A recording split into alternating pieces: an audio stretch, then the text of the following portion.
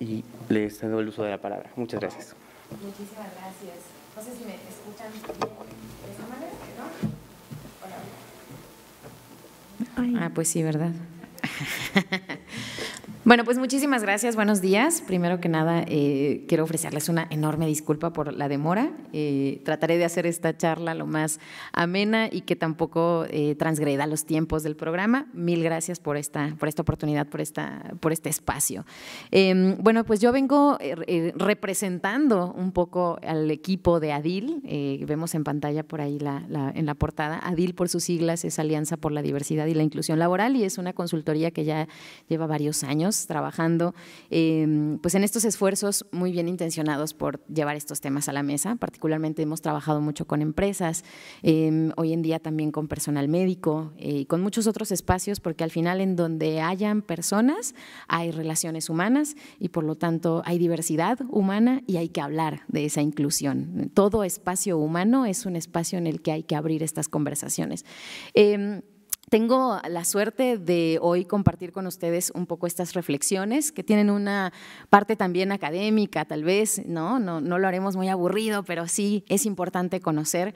¿Y qué tiene que ver con LGBT-fobias? Todas estas fobias que son miedos irracionales, ¿verdad? No olvidemos que toda fobia es un miedo irracional, y en este caso, pues a todas las personas que somos parte de la llamada diversidad sexual, que dicho sea de paso, todos los seres humanos somos diversos, ¿verdad?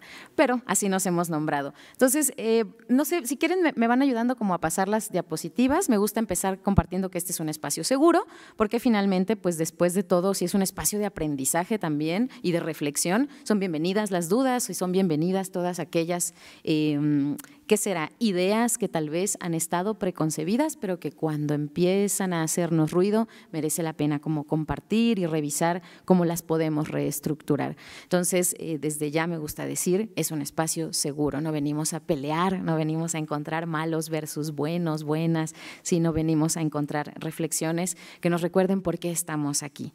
Y estamos aquí porque hay que hablar de esto para construir sociedades libres de todas las formas de violencia y discriminación, porque ningún ser humano tendría que vivir de ninguna manera violencia y discriminación. Por eso estamos hoy y en estos espacios siempre hablando de esto.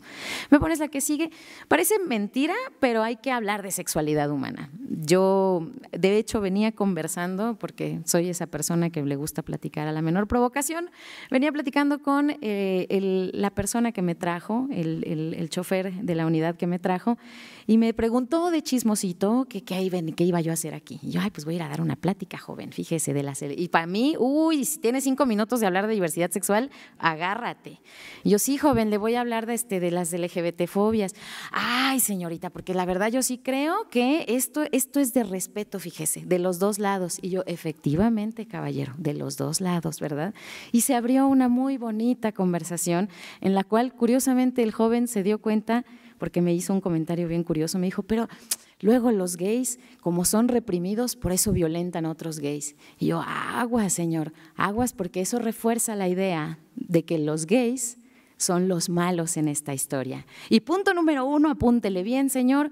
1, la comunidad no son solo los gays. Habemos mujeres diversas, habemos personas que nos habitamos en otras identidades y nada tiene que ver quién nos gusta y con quién nos damos unos besitos y vivimos violencias, ¿verdad? Entonces, primer punto. Y segundo, no, las personas que viven más violencias por ser quienes son, no son las personas cis heterosexuales, sino aquellas nombradas diversas. Producto de esa conversación dije yo, es que qué bonito es darnos la oportunidad de hablar. Y para eso, palitos 1, ¿no? Introducción a la sexualidad humana. ¿Me pones la que sigue, porfa? Este modelo, que parece así medio raro, es un modelo muy útil que utilizamos quienes trabajamos en sexología. Es el modelo holónico de la sexualidad, es una propuesta de un sexólogo mexicano, el doctor Eusebio Rubio, que es un genial sexólogo, y propone la sexualidad como una suerte de rompecabezas. Imaginémosla como un rompecabezas que tiene varias piezas, pero que ciertamente todas interactúan. ¿Por qué es importante entender de sexualidad humana? Porque es el primer punto en el cual nos vemos como iguales. Es el primer punto de encuentro. Si eres humano, eres sexuado, tienes sexualidad, Desde que naciste, es más, desde antes de nacer, desde que el óvulo y el espermatozoide unieron información cromosomática, ya había un sexo cromosomático ahí. Perdón por estas palabras complicadas. Este sexo cromosomático desarrolla luego un cuerpo, pero ese cuerpo al llegar a esta vida humana tiene encargos sociales y ahí es en donde empezamos a hablar de cómo se construye nuestra identidad. Ahí hablaríamos del primer olón que complica las cosas y es el del género. Muchas veces ni ha nacido la criatura y ya le pusimos hasta equipo de fútbol, ¿no? Ya sabemos que va a ser ingeniero como su padre o va a ser una gran mamá y nadie le preguntó si a esa mujer cisgénero, si se vive mujer, quiere ser mamá. Entonces, esas preguntas que tienen que ver con género nos hablan de que hay un aspecto social de nuestra sexualidad, pero también hay un aspecto reproductivo, que me muevo a el otro como olón o la otra pieza de nuestra sexualidad.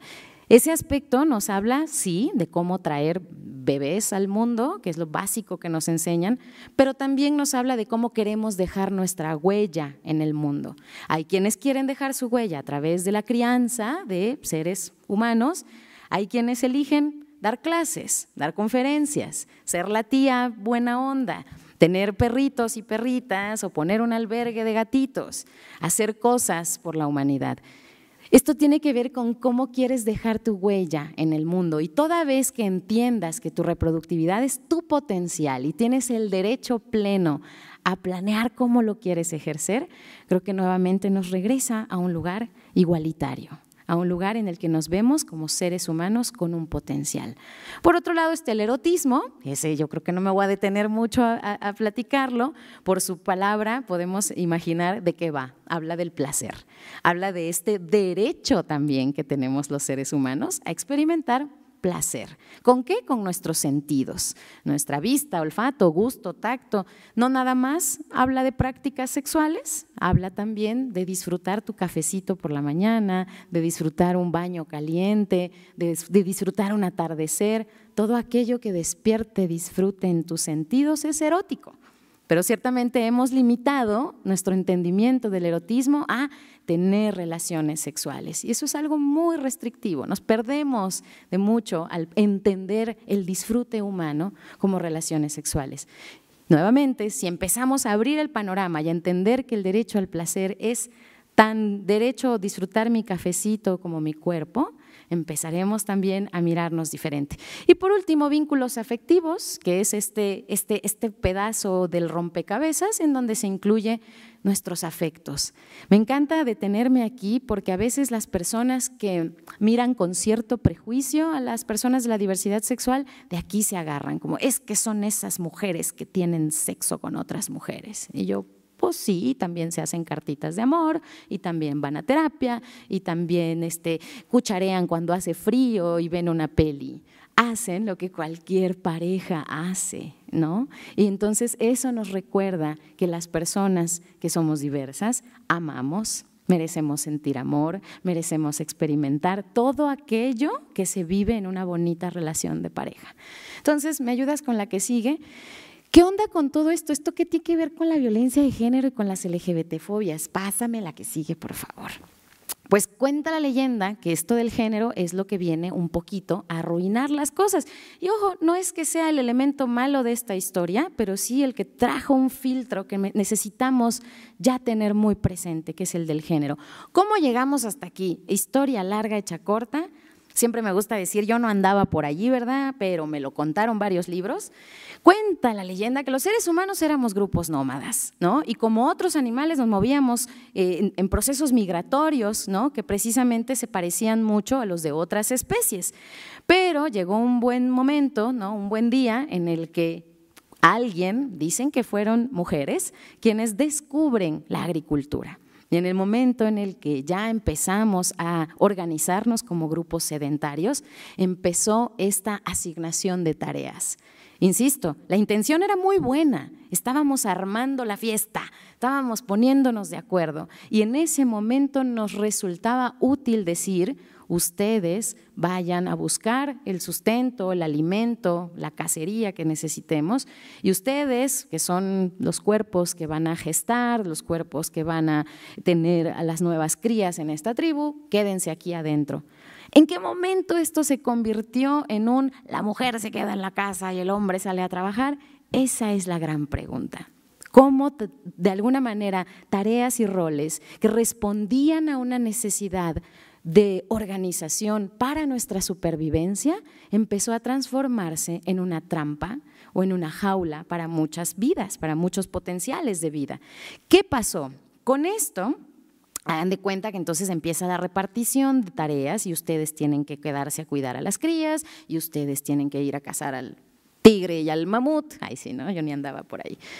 A eso le agregamos un poquito, muchas gracias, a eso le agregamos un poquito esta situación de desequilibrio de poder. Empezó a suceder un desequilibrio en el valor o en la manera de mirar estas tareas y estos roles, poniendo entonces estas normas de género, ¿no?, en un lugar de inferioridad a lo femenino o a lo nombrado femenino y en un lugar de mayor poder a lo masculino. Y si a eso le sumamos que empezamos a usar la violencia como un método de encontrar rápidos resultados, empezamos a ver que era exitoso como conquistas y demás problemas resueltos desde la violencia se daban rápidamente. De alguna forma se abrazó la idea de que la violencia era un mecanismo útil de control y que además pues finalmente daba éxito en ese momento. Nuevamente creo que el problema es que no cuestionamos las cosas. Ahí surgieron estas normas del género. ¿Me pones la que sigue, porfa? Pero sabemos también que la historia es un poco, digamos, es un poco narrada por la voz que la está narrando y sabemos que históricamente en esta historia de la humanidad se han ocultado otras realidades, hay historias que no han sido contadas. Y nada más para no detenernos mucho, pero sí visibilizar, sabemos que en civilizaciones antiguas, ¿no?, nos vamos aquí no tan lejos, en Canadá habían existido desde siempre las llamadas two spirit persons, las personas de dos espíritus, ¿cierto? Incluso en otros lugares, en nuestro mismo México, ¿verdad? Las muxes son más, pero mucho más antiguas que la conquista de nuestro país. Entonces, desde siempre ha habido, en la India también hay tercer género, ¿no? En el judaísmo habían como 6 identidades, si no mal recuerdo. Entonces, no nada más ha existido el binario de las dos identidades hombre-mujer que conocemos o que históricamente se pusieron más de moda, digo yo. Hoy también, para quienes de pronto llegan con el argumento biologicista, pues es que la naturaleza o hembra o macho. Mentira, la naturaleza es todo menos binaria. En la naturaleza, en otras especies e incluida la especie humana, hay, por ejemplo, en nuestra especie, más de 126 estados intersexuales. Es decir, si no nos hemos hecho un estudio que nos pueda decir mis cromosomas y todo decodificado, podríamos ser una persona intersexual y no saberlo. Y eso es muy interesante, abrazar la posibilidad de que yo podría ser parte de esta maravillosa diversidad y aquí estoy y existo. Y lo que falta es que me nombren, porque si no me nombran, no es que no exista, es que no me reconocen. Y si no me reconocen, ¿cómo puedo ser sujeto de derecho? ¿Cómo puedo yo acceder a lo que todos los demás seres humanos acceden si no soy visto, vista, viste? ¿No? Si no existo en el lenguaje y si no existo en la mirada social. Y por último, perdón, regréseme nada más el último puntito, creo que el punto número 3 suma un poco las reflexiones previas. Desde siempre ha habido más identidades que el binario hombre-mujer, más corporalidades que hembra-macho y por hoy lo estamos haciendo visible, hoy lo estamos reconociendo y hoy nos toca asumir que somos parte de esta transformación. No me tiene que atravesar la experiencia para validarla y defenderla, creo yo. Perdón, ahora sí. Entonces, alguna vez conversé con un colega que me dijo que la primera violencia precisamente es el género. Y yo, ¿qué? Me explotó la cabeza. Claro que sí, porque de alguna manera, insisto, por eso pongo esta imagen de un ultrasonido, tú estás en otro mundo, en el vientre ahí materno, a lo mejor pasándola bien, a lo mejor pasándola mal, no lo sé, pero la realidad es que no tienes en ese momento idea de todos los encargos sociales que ya están siendo depositados en ti. Naces y es muy curioso cómo nada más de abrirte las piernitas y de ver una parte de tu cuerpo se determinan infinidad de decisiones que pueden coartar tu libertad, tu plenitud y ese pleno ejercicio de tus derechos. Por lo tanto, sí creo que el género como algo impuesto, no como este espectro de posibilidades que hoy estamos buscando plantear, sino como este deber ser, es profundamente violento. Incluso alguna vez lo reflexionaba también y esto, los aretitos, son esa primera violencia. Yo siempre he dicho, como los bebés cuando están así parecen remolachas todos, pues entonces ¿a quién hay que identificar? Que no vayan a confundir al niño con la niña. Entonces pónganle a la niña, perfórenle su cuerpecito sin su consentimiento, nada más para el confort social, para que no se distraiga la atención de la identidad de uno o la otra. Eso es profundamente violento y hay que reflexionarlo, porque no vaya a ser que el gentil caballero crezca, cumpla 18 años y se quiera perforar por su autonomía, porque entonces será señalado. ¿Qué? ¿Qué es esto? Las normas del género metiéndonos un poco el pie. ¿Me pones la que sigue, porfa? Buenas noticias. El género, como ya entendimos que es social, lo podemos deconstruir. ¿Cómo? Cuestionándolo. ¿Esto tiene sentido? ¿Esto me sirve? ¿Aplica? ¿Es vigente hoy en día? Creo que esas son las preguntas útiles y generadoras que hoy podemos comenzar a hacernos como sociedad. La siguiente, por favor, vamos a hablar rápido, y aquí sí, espero no detenerme tanto, solo es este repaso breve de cómo estos conceptos, estereotipos, prejuicios, y sí, merece la pena darnos un permiso para hablar de las masculinidades, ¿no? Están jugando un papel clave en cómo avanzamos o nos vamos obstaculizando en esta deconstrucción y reconstrucción social del género. Entonces empecemos, si quieres, porfa, ponme la siguiente, para entender de qué van los estereotipos rápidamente.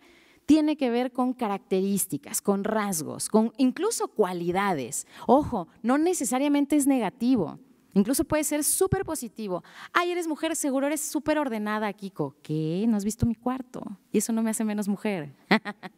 ¿No? Ay, eres hombre, seguro se te dan los deportes. Parecería un atributo y una cualidad. Pero ¿qué pasa si esta persona nomás no se le dan, nomás no le gustan? No es menos su identidad. Entonces, aguas, porque estos estereotipos parecerían una gentil flor y muchas veces es algo que se está esperando de ti y que si no lo entregas, eres reprobado en la sociedad.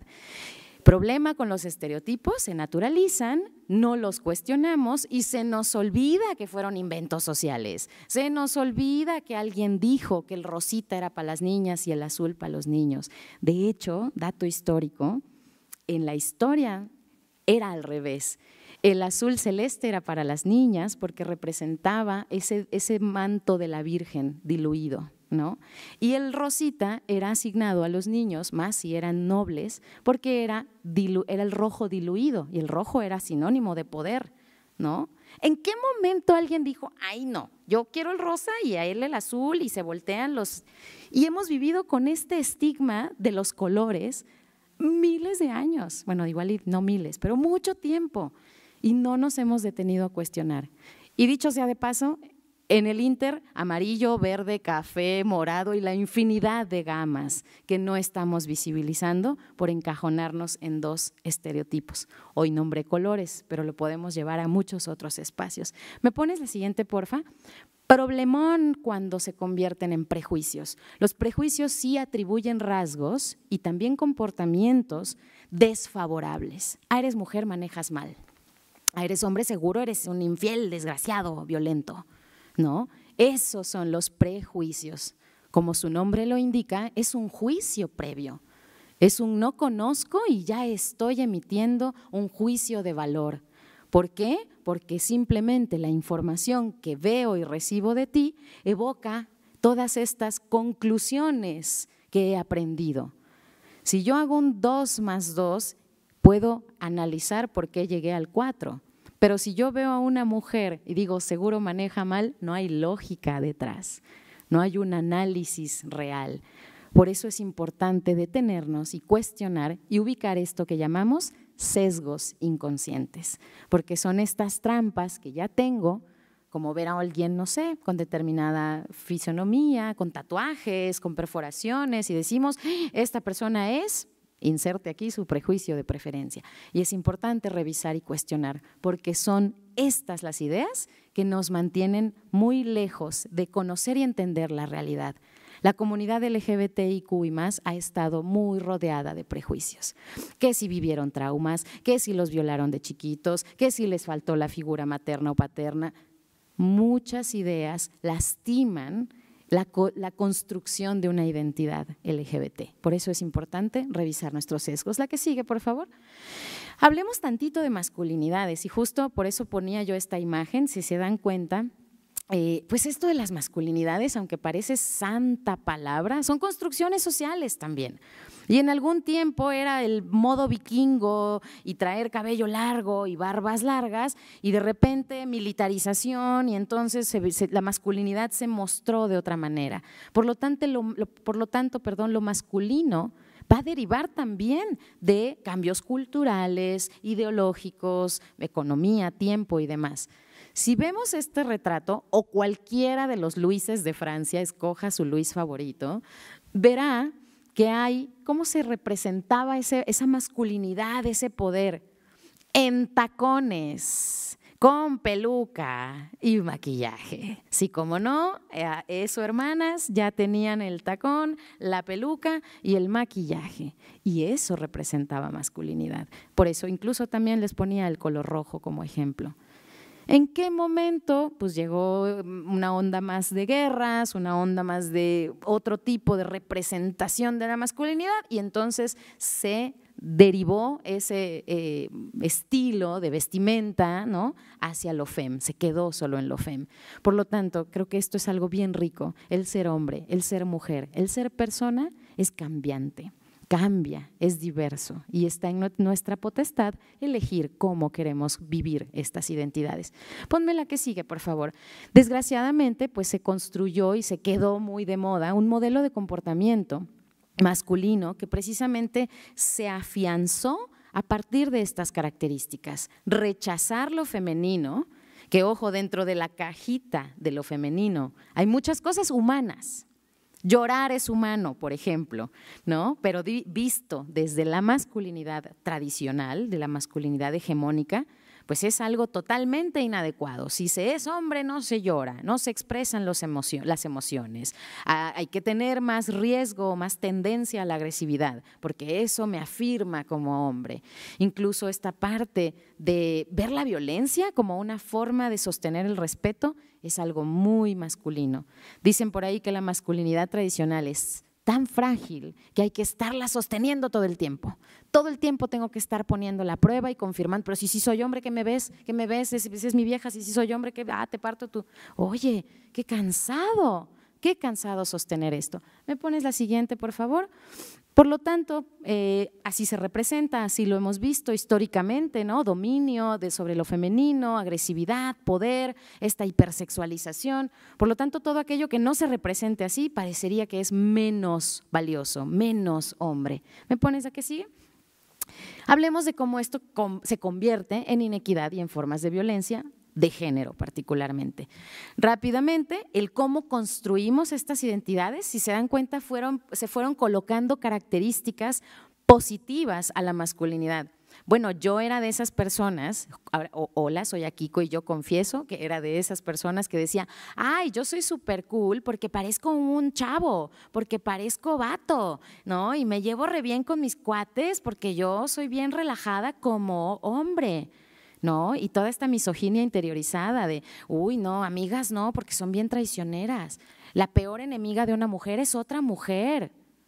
Tras, pura misoginia interiorizada. Al patriarcado le gusta esto porque nos tiene separaditas, peleando, compitiendo y no trabajando por nuestra plenitud, nuestro crecimiento y nuestros potenciales.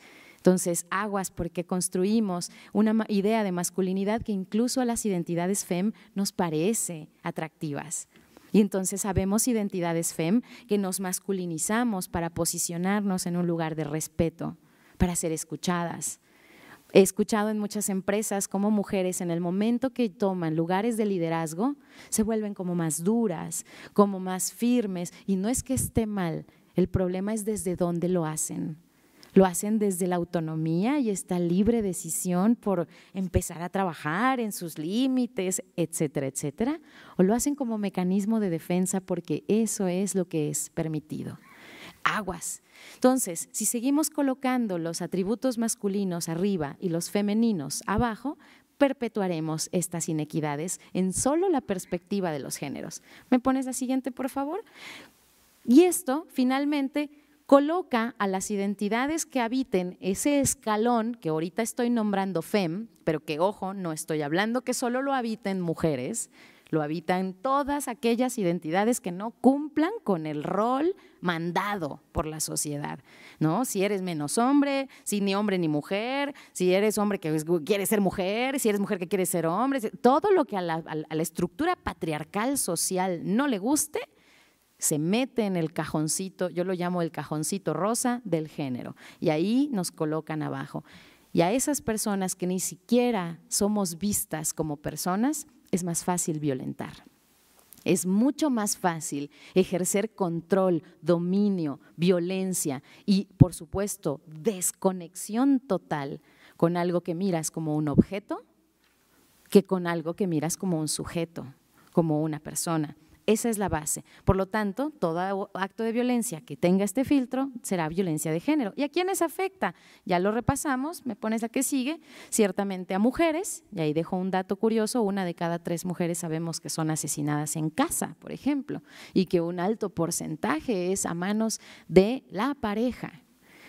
Este porcentaje no figura al revés. No figura en los asesinatos en casa de hombres. A veces lo mató el primo, el compadre, el tío, pero la pareja es muy, muy, muy poca la probabilidad. Y los números son duros, los números son fríos, pero nos están mostrando una realidad muy real. Los niños y las niñas, ¿la regresas tantito? También viven mucho abuso sexual infantil. Sí, ándale para atrás. México tiene desde hace ya varios ayeres primer lugar en abuso sexual infantil.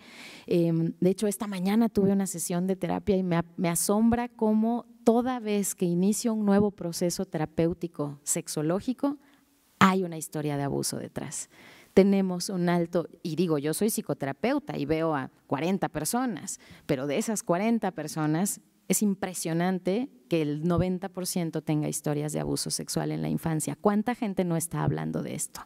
Aguas, tenemos un foco rojísimo y ciertamente muchas personas de la diversidad hemos vivido abusos sexuales en la infancia. Entonces, allá tenemos una voz no escuchada y que no se está tal vez contemplando mucho. Por supuesto, la comunidad LGBT, pero me gusta también para ser como rebelde y contestataria, ahora sí ponme lo que sigue, también los hombres. También los hombres viven estas violencias basadas en el género, porque siempre que se espere de estas identidades, cosas como darte a respetar con el uso de la violencia, no conectar con tus emociones. Bueno, vale, hasta un trago se restringen de tomar porque es de viejas. Qué restrictiva es la masculinidad tradicional. Qué fuerte que se te haya muerto la mamá y el papá en el COVID y no puedas llorar. Y hay muchos de estos caballeros que fueron discapacitados de su emotividad porque desde que estaban de este tamañito se les dijo que los niños no lloran. Entonces, todas esas violencias, sí, no es la misma proporción ni mucho menos la misma frecuencia, pero también impactan a las masculinidades. Ponme la que sigue, es un video que no vamos a poder ahorita ver porque por tiempo y demás, pero podemos avanzar a la siguiente. En este video básicamente les platicaba un poco cómo afecta a las masculinidades, ¿no? Esto que revisábamos de, por ejemplo, la no expresión emocional, cómo lleva a que los varones cisgénero tengan más problemas de depresión, por supuesto busquen menos ayuda, haya más tasas de suicidio, odio, etcétera. O sea, la masculinidad también está lastimando a los hombres, pues, para que acabemos pronto. Pero ¿cómo está afectando entonces a la comunidad LGBT y más? Y ahí, rapidísimo, me gusta nada más para homogeneizar el pensamiento y las ideas, pues que hablemos de diversidad sexual como este reconocimiento de todas las corporalidades humanas, de todas las sensaciones y todos los deseos, y reconocer que tienen derecho a existir. Tienen derecho a existir y manifestarse, sí, con un límite, que es ese respeto al derecho de la otra persona. Por lo tanto, si es sano, seguro y consensuado, si está en el marco de los derechos sexuales y reproductivos, ¿a quién ofende? ¿A quién lastima? ¿No? Por eso es bien importante recordar, la diversidad somos todos y todas, porque todos nuestros cuerpos, nuestras experiencias tienen derecho a existir y el único límite es el respeto al derecho de la otra persona. Me pones ahora sí la que sigue, y aquí es en donde solo para aterrizar, insisto, conceptos que nos quedaron a deber en todas las formaciones básicas. No se nos habló de dimensiones de la sexualidad, ni para nada de diversidad sexual. Me gustaría compartir con ustedes estos 4 conceptos, que ya los mencioné un poco al principio, pero los vamos a aterrizar aquí más puntualmente, para que podamos entender de qué hablamos cuando hablamos de diversidad sexual. Primero que nada, me voy a ubicar en el más, digamos, en el primer elemento, que es el sexo biológico, ese sexo biológico que normalmente entendemos como lo que traemos entre las piernitas, pero que la realidad es que hay 7 niveles de diferenciación sexual. Está el sexo cromosomático, el sexo gonadal, el sexo hormonal, el sexo, en este caso, fisiológico, o sea, ya con la respuesta pues en la adolescencia de todas estas hormonas y toda esta información de cómo se va a desarrollar ese organismo. Tenemos diferencias en la parte cerebral. Ojo, no diferencias de quién es más bueno para una cosa o para otra, no, diferencias de peso, diferencias de dimensiones, ¿vale? No de valor. Esa parte que es la biológica, nada tiene que ver con nuestra identidad, nada.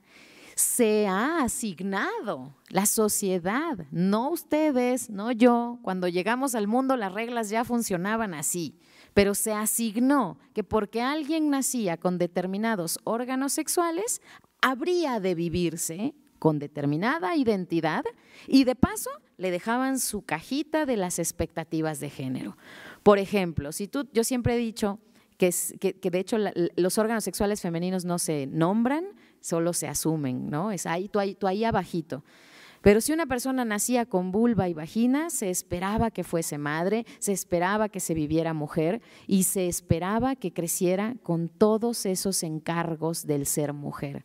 Hoy sabemos que una persona que nace con vulva solo es una persona que nace con vulva y que puede elegir o no esta identidad llamada femenina o la identidad llamada masculina, o también hoy sabemos que puede decir: no me resuenan sus manuales de las identidades, me habitaré en el no binario, y es su derecho. Entonces, creo que esa es la primera parte importante, separar el sexo biológico de todo lo demás que es social. Me voy a mover a la identidad que está aquí en el cerebro. La identidad es una vivencia interna e individual. Desde que estamos pequeñitos y pequeñitas vamos viendo el mundo y lo vamos entendiendo. Vamos diciendo, ay, yo soy más como la sirenita que como el cangrejo o como el pescadito. Vamos identificando lo que resuena del entorno en nuestra identidad. He tenido la oportunidad en terapia de trabajar con experiencias trans y me parece maravilloso cómo desde momentos muy tempranos hubo chispazos de este desafío a lo cultural. Recuerdo alguna persona que me decía que de pequeña le dijo a su abuela: mamá, yo cuando sea grande voy a ser una linda princesa y me casaré con un príncipe azul. Y su abuela le dijo: no, mi amor, porque tú vas a ser el príncipe. ¿Qué? No entiendo. Y es que no entendía, porque ella ya tenía claridad en su identidad. Hay quienes no, hay quienes sí, no todo. Hay tantas experiencias trans como personas trans en el mundo y no me atraviesa la experiencia y la comparto con mucho respeto, pero uso el privilegio del micrófono que se me ha otorgado para visibilizar que hay tantas experiencias como personas y así con las personas que tenemos identidades cisgénero, pero orientaciones disidentes. Me voy a cambiar ahora a la orientación sexual. No sé si se alcanza a ver, perdón, pero abajo hay una línea que está como ondulada y es que lo ondulado tiene que ver con que fluctuamos, tiene que ver con que la sexualidad humana es fluctuante. Por lo tanto, podemos ir descubriendo a medida que avanzamos en nuestra vida cosas de nuestra sexualidad que tal vez no habíamos descubierto porque sociedad restrictiva que te dice qué hacer, cómo sentarte y cómo pararte y cómo reírte, etcétera, etcétera. Entonces, la identidad puede ser binaria, me puedo vivir o asumir hombre, mujer, o puede estar dentro de ese espectro no binario. Y nuevamente, está aquí, en mi vivencia interna, no entre mis piernas. Por otro lado, la orientación sexual, que me gusta que la colocamos aquí en el corazoncito, es esa capacidad, ese superpoder humano que tenemos de sentir atracción, afecto, cariño y sí, deseo, cachondeo por alguien más. Perdón, pero uno es humano, ¿verdad? Y pues hay quienes lo viven en mayor frecuencia e intensidad que otras personas. ¿Quién está bien, quién está mal? Nadie, porque también es su derecho esa parte de explorar, de descubrir, de afirmar. Por lo tanto, las orientaciones sexuales sí me hablan de quién me gusta. Responde a la pregunta ¿por quién siento atracción? Y ahí me puedo nombrar heterosexual o me puedo nombrar bisexual, asexual, si no experimento tal vez tanta esta parte del deseo, pansexual, si soy una persona que indistintamente no me importa cómo se identifique o se exprese un ser humano, puedo sentir atracción por él, ella. Yo creo que el futuro es queer y pansexual, se los confieso, o puede ser homosexual, cualquiera que sea, es tu derecho vivirte, asumirte y nombrarte como a ti te haga sentido y nadie tendría por qué venir a decirte que no es así o invalidar tu experiencia. ¿Me pones la que sigue, por favor? Lo que podemos ver es que ahí en ese domi de la sexualidad, en esa figurita estamos todos, todas y todes. Por lo tanto, la sexualidad humana es tan diversa que existen tantas sexualidades como personas en el mundo, existen muchas orientaciones, muchas identidades y todas estas son válidas. Lo importante es que para visibilizar y para que empecemos a trabajar en la construcción de un mundo en el que sí quepamos todas, todos y todes, hay que nombrarnos. ¿Me pones la que sigue, porfa? Y bueno, ¿cómo nos nombramos? Nada más para quienes de pronto dicen, ay, Kiko, es que ya de plano todo el abecedario de veras se pasan HSBs. No, espérate, es importante, primero que nada. No sé si les pasa, pero hay quienes dicen, ¿por qué no? Solo somos personas, solo somos humanos. ¿Por qué? Ellos mismos se andan ahí separando, No, mi amor, nos estamos nombrando. Porque así como tienes en tu cocina los condimentos para saber qué le pones a cada cosa, así también, y no una cosa es mejor que la otra, yo no veo que la sal se ande peleando porque la pimienta tiene etiqueta. Entonces, la realidad es que las etiquetas nos sirven hoy, nos dan un espacio, nos dan un nombre y nos permiten decir, falto yo. No, la comunidad gay no solo son los gays, una disculpita, pues están las mujeres diversas, las identidades, etcétera, etcétera, y ciertamente llegará ese futuro en el que no sea tan importante visibilizar el lugarcito de cada quien. Hoy no es así, hoy sí tenemos que nombrarnos. ¿Cómo nos nombramos? Pues la comunidad lesbiana, gay, bisexual, travesti, transgénero, transexual, intersexual, queer, yo agregaría también asexual, sería la manera más completa tal vez hoy de nombrar todas estas etiquetas, pero hay que agregar siempre el más. Porfa, porque el más nos está dando la idea de que hay más, de que aunque hoy no tengamos el nombre o aunque hoy no conozcamos la experiencia, sabemos que ahí en ese más hay un universo de posibilidades que también pueden estar sucediendo y que por ti también estamos hablando. Me pones, bueno, dale un clic más porque hay una propuesta, hay quienes usan LGBT, también es válido, pero ciertamente, mi gente, ponme un clic más, el más, porfi. Si vamos a decir LGBT, TTIQAP y más, o si solo voy a decir LGBT, más, please. Hablemos del más, porque ahí están todas nuestras hermanas, hermanos y hermanes que a lo mejor no se nombran en estas etiquetas y también por ellas estamos haciendo esta lucha. ¿Me pones la siguiente, por favor?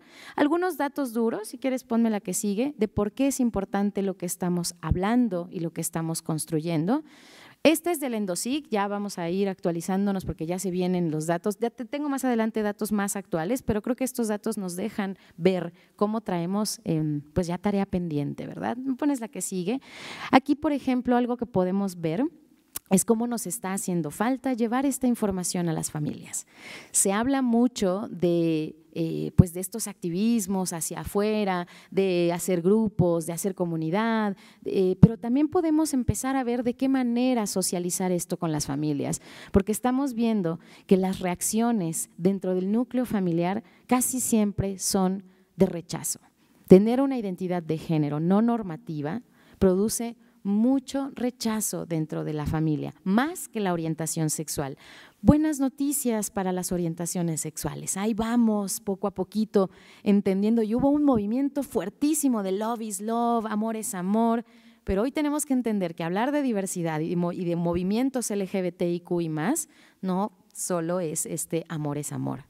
Es hoy aceptar que todas las vivencias humanas, además de sus vivencias amorosas y afectivas, merecen existir, merecen derechos, respeto y todo lo que cualquier otro ser humano recibe. ¿Me pones la que sigue, porfa?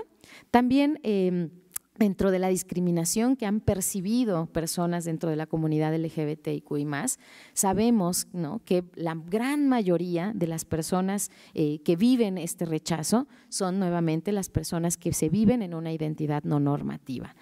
De ahí podemos desglosar, ¿no?, los hombres trans, las mujeres trans, y ahí interesantemente las mujeres y hombres bisexuales estamos por ahí, porque hay un gran vacío por ahí, ¿no? Hay muchos mitos alrededor de la bisexualidad, que no, que espérate, que no te decides, que estás confundida, que es una fase, que no existe, son los papás. Sí, sí existimos las personas bisexuales, hola, aquí estoy yo y se los confirmo, se los firmo ante notario. Ciertamente podemos ver cómo se vive mucha discriminación, porque además hay mucha invisibilidad en estas vivencias, ¿no? Y por otro lado, pues bueno, la mera noción de amar desde lo no normativo hace mucho ruido. Vemos cómo hay rechazo y discriminación. De hecho, les comparto, porque suelo ser un libro abierto. Desde que yo empecé a salir con mujeres o a darme la oportunidad de vivir una experiencia de pareja con una chica, viví lo que no había vivido en todas mis relaciones heterosexuales. Miradas, regaño, la señora que se me planta enfrente y me hace cara de así. Y si no estuviese yo ya en un proceso de deconstrucción y con un círculo social que me ama, que me apoya, con una persona que no le afecta, yo creo que si yo fuese una adolescente sin información y muy vulnerable, creo que viviría terriblemente esas experiencias. Para mí ha sido un descubrimiento muy poderoso el creer que tenemos un mundo, una ciudad muy amigable, y no lo es tanto, nos sigue haciendo mucha falta. ¿Me pones la siguiente, por favor? Pues bueno, también el tema de cómo impacta en la salud mental de las personas de la comunidad LGBTIQ+.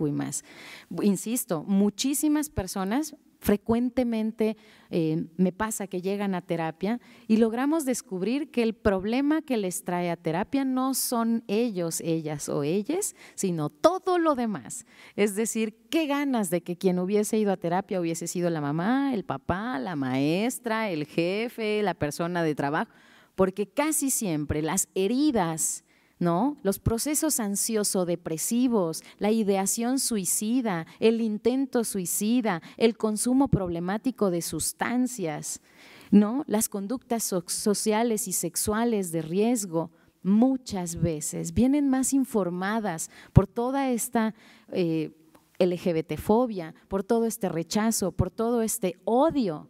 Ahora sí que lo normal es que te vaya mal. Lo normal es que llores, que te sientas mal y que no te quieras morir.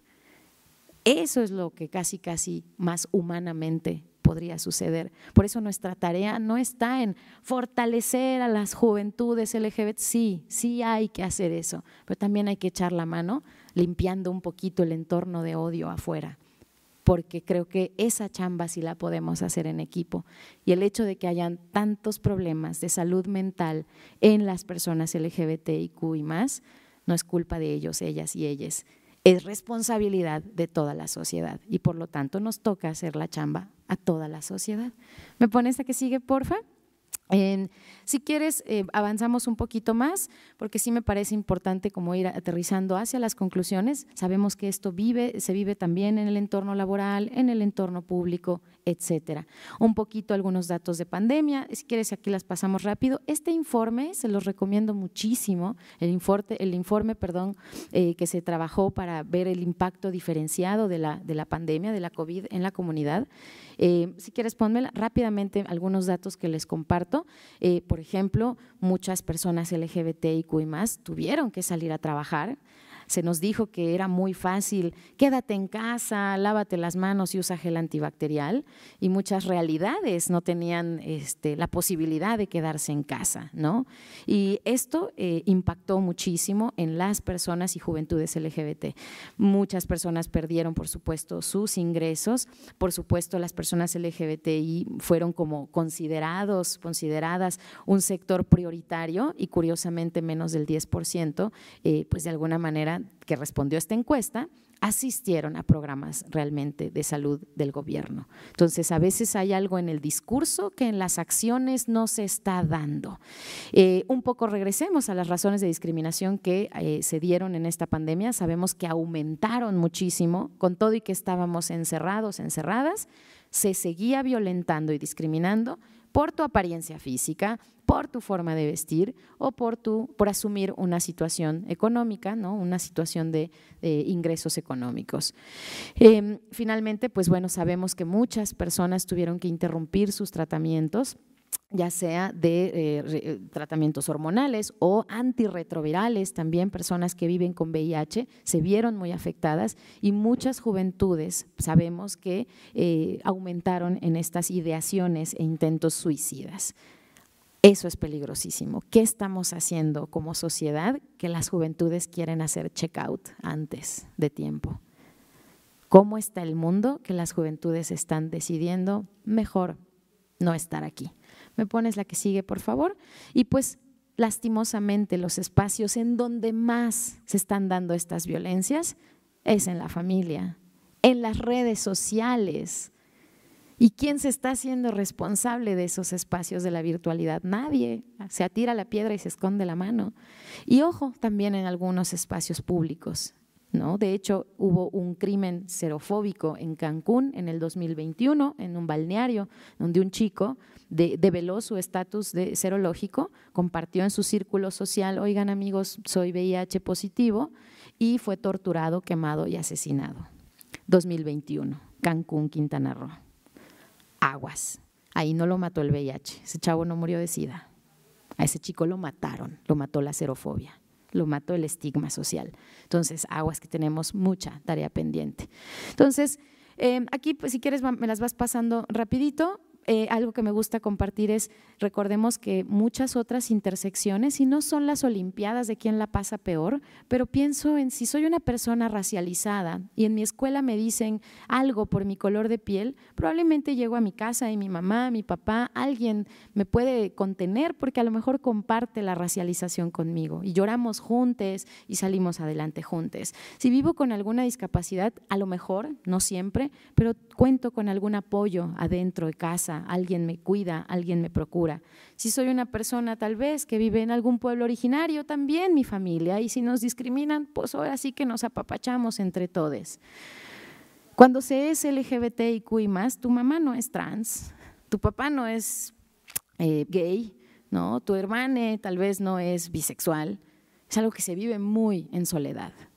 Ser una persona LGBTIQ y más es algo que se vive hoy tristemente y lastimosamente muy en soledad. Entonces, echémonos esa reflexión, ¿cómo podemos empezar a llevar esto también a las familias? Recordemos que existen todavía las ECOSIG, seguimos trabajando para que esto se elimine ya, por favor. porque no hay nada que curar, no hay nada que cambiar, no hay nada que corregir en nuestras orientaciones e identidades de género. Habemos personas que nos vivimos mujeres de la diversidad. Esto era una imagen que me quería yo traer para recordar, el compartirles cómo se vive diferente también el ser una mujer de la diversidad y cómo se nos ha robado un poquito la atención al convertir esto e insisto, no disrespect, no es mala onda, pero las causas de la comunidad no solo son las causas gays, ¿no? Habemos mujeres bisexuales, lesbianas, trans, personas no binarias, asexuales, etcétera. ¿Me pones la siguiente, por favor? No olvidemos que hay quienes incluso hoy se la piensan para usar un sanitario, para pedir un sanitario. ¿Qué clase de injusticia, qué clase de sociedad tenemos? Que hoy yo conozco amigas trans que neta se la piensan antes de salir de casa, si toman un poquito más de agua o una tacita de café, porque no vaya a ser que les den ganas de ir al baño y estén en un espacio en el que, ¿qué tal que no lo puedo pedir? Así que si tú que me escuchas puedes usar el baño o ni por aquí se te cruza, o eres como yo que dices, ay, bueno, pues ahí le pido el baño a alguien. Buenas, ¿me presta su baño? Qué fácil, ¿no? El privilegio de usar el baño. Hay quienes no lo tienen, o si lo usan sabiendo que están asumiendo un riesgo. Sueño con el mundo en el que usar el baño sea un derecho para todas las personas. Por favor, me pones la siguiente. Personas que van a solicitar trabajo tienen menos probabilidad de ser invitados a una entrevista después que sus compañeros, compañeras que se ven heterosexuales, porque yo no sé si les andan viendo qué hacen en lo oscurito, pero nada más por tener una expresión o por nombrar o por validar que tu orientación es disidente de la normativa, tienes menos probabilidades de obtener un trabajo, y eso es totalmente injusto.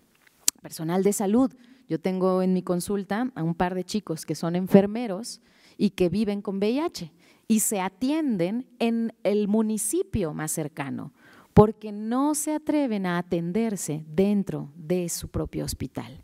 Y esto tiene que ver con xerofobia y con homofobia interiorizada y, por supuesto, dentro de su contexto laboral. ¿Me pones la que sigue, porfa? Entonces, está en 3 clics. Esto también es algo interesante, nadie heterosexual vivió un mamá, papá, soy hetero, nadie. Así que el solo salir del closet ya es un tema que tendríamos que estar revisando.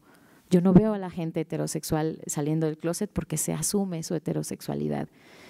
Empecemos a dejar de mirar con este recelo el si alguien sale, no sale, mi hijito lo veo como que tiene muchas amiguitas en lugar de amiguitos. Permitamos el libre ejercicio de ese ser humano en la construcción de su identidad, de sus orientaciones, en el conocimiento y entendimiento de su propia sexualidad. Acompañémosle, sí, con información, con educación, con recursos, pero no con querer mandar, ¿verdad?, sobre las vidas de las personas. ¿Me pones otra? Si quieres avanzamos en estas imágenes más hacia el final. Este es otro informe que les recomiendo muchísimo, que hizo Letra S, se llamó La Otra Pandemia y registró las muertes violentas que se dieron durante el 2020 en la comunidad LGBTIQ y más aquí en nuestro país. No sé si hay alguna preguntita, vamos a ir ya cerrando. Es más, si quieres me lanzo a las conclusiones. Exacto, y ahorita vemos si hay algunas preguntas al final.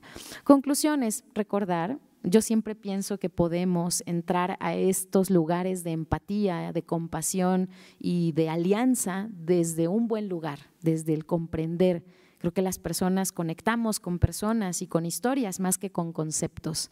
Por lo tanto, si lo hacemos por las buenas, está genial. Pero si no, recordemos que discriminar a cualquier persona por su orientación sexual o identidad de género es un delito hoy en día. Las LGBT-fobias matan, no son cosa ligera. No es algo que se vaya a quitar solo echándole ganitas, tenemos que tomar acciones. Y esto nos invita a la educación. La educación nos convierte en agentes de cambio. Sé ese factor incómodo, no eres un granito de arena, puedes ser le facilitador, facilitadora de cambio. Me pones la siguiente en donde hay otras 3 conclusiones. No olvidemos colocar los derechos por encima de nuestras ideas. Si estoy de acuerdo o si no estoy de acuerdo, no es tan importante. ¿es derecho de esta persona? Entonces sí es importante. No olvidemos que los derechos van por encima de nuestras particulares maneras de entender las cosas. Vinculémonos desde la empatía, no tenemos que ser la causa, no tengo que estar atravesada por las vivencias de toda la comunidad para así entender que nadie merece que la pasemos tan mal.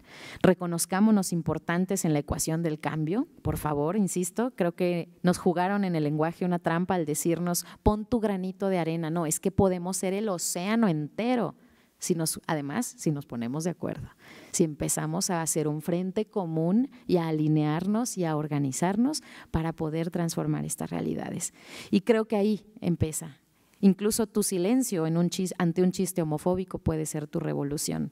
Salirte de esos grupos de WhatsApp en donde se comparte información LGBT-fóbica es otra forma. Empezar a ser esa persona que dice eso es machismo, eso es LGBT-fobia, es una forma de empezar a hacer el cambio. ¿Y de qué otras maneras podemos cambiar el mundo de una conversación a la vez, ¿no? ¿Me pones la siguiente?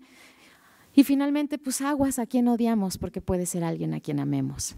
Esta es otra invitación también muy a hacer introspección, a que trabajemos en nuestros sesgos y en nuestros odios, porque a veces alguien muy cercano o cercana no se atreve a ser quien es por miedo a que lo rechaces.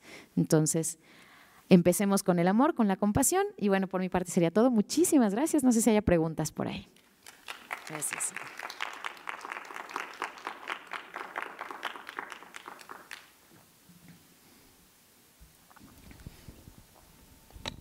Bueno, más que nada, mi nombre es Alejandro.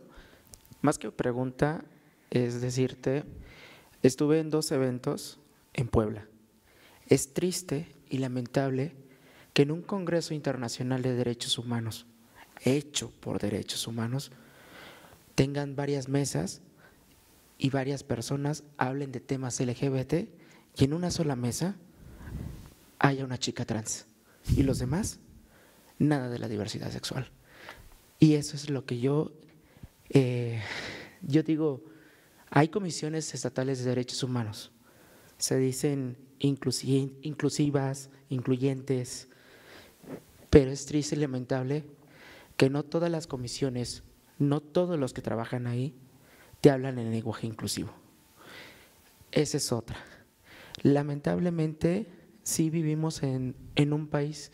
No podemos decir que como antes, sino es de que ahora más que nada hay personas que manejan tolerancia y empatía. Yo diría que a todos, todas que estamos aquí, obliguemos a quitar esas palabras. 0 tolerancia, 0 empatía, simplemente aceptación. Es lo único que pido. Gracias. Gracias, creo que totalmente coincido, tienes toda la razón. Qué bueno que se están abriendo más estos espacios, qué importante sería traer a las voces que protagonizan las conversaciones, no dejar que la representatividad se nos escape de las manos. Muchas gracias. Sí. Mi pregunta es, ¿qué pueden hacer los diputados y políticos para seguir creando leyes que protegen a la comunidad LGTB+? Porque siendo un delito, de todos modos no ha cambiado la narrativa. México sigue siendo el país número 2, por ejemplo, para los femicidios de las personas, de las mujeres trans como yo. Sí, yo creo que yo soy creyente de que la educación es a lo mejor no la única, pero una de las trincheras o de las posiciones más poderosas. Yo muchas veces cuando llevo estas conversaciones a una escuela o algún lugar de trabajo, pienso, es que esto lo deberían estar escuchando las personas que están en los lugares del poder. Yo creo que hay que llevar educación a las sillas más altas del poder, porque solo desde la comprensión, desde la verdadera comprensión, creo que van a poder empezar a darse cambios radicales y cambios que echen raíces más profundas.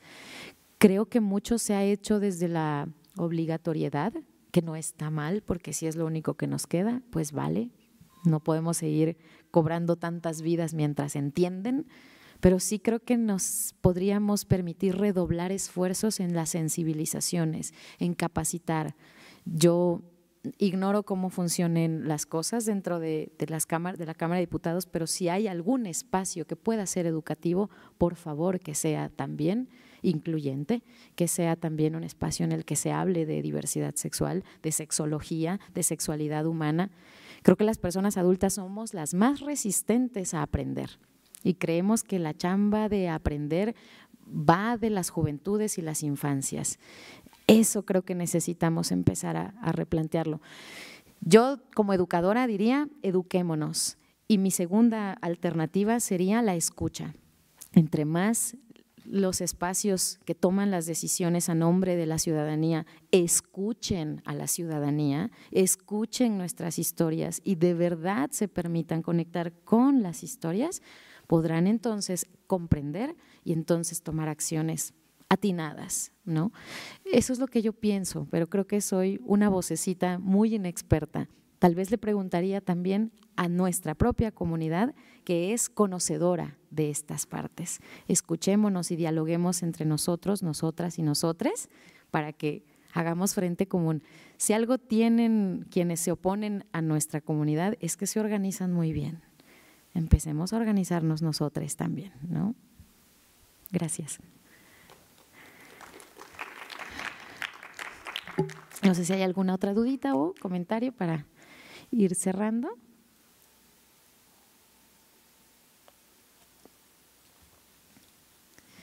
Pues creo que no. Pues bueno, pues la verdad, desde a nombre de Adil y desde a título personal, desde mí, de verdad, muchas gracias por esta oportunidad de oro. Me voy muy contenta, muy satisfecha de haber podido compartir no solo lo que sé, sino lo que he vivido y lo que mis consultantes en la consulta privada de lo que me han hecho parte. Les dejo ahí tanto mis redes sociales como las de Adil, porque estamos todo el tiempo en la mejor disposición de seguir sumando. Todo aquello que sume para transformar esta realidad, por favor, sepan que desde ya es un sí, es un sí de este lado. Gracias. Gracias.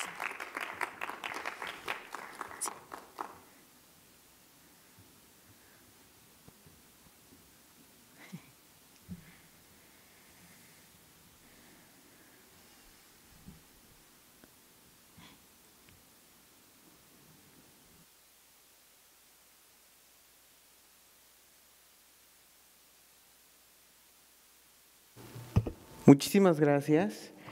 Le entrego, por favor, un reconocimiento de parte de la diputada Salma Luébano Luna, quien organiza esta campaña por los derechos arcoíris, #sé tú misma.